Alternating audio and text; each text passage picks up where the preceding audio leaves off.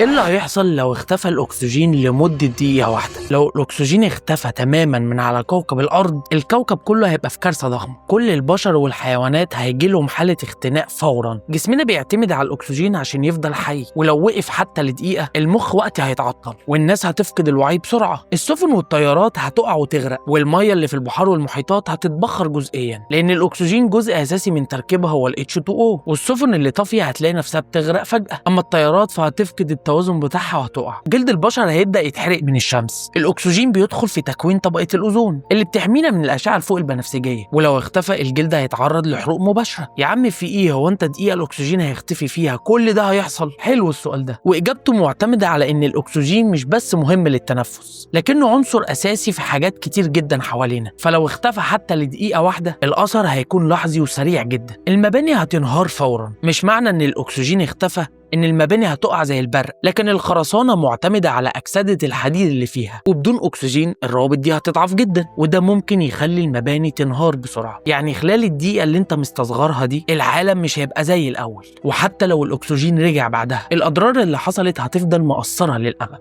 أشوفكم الفيديو الجاي.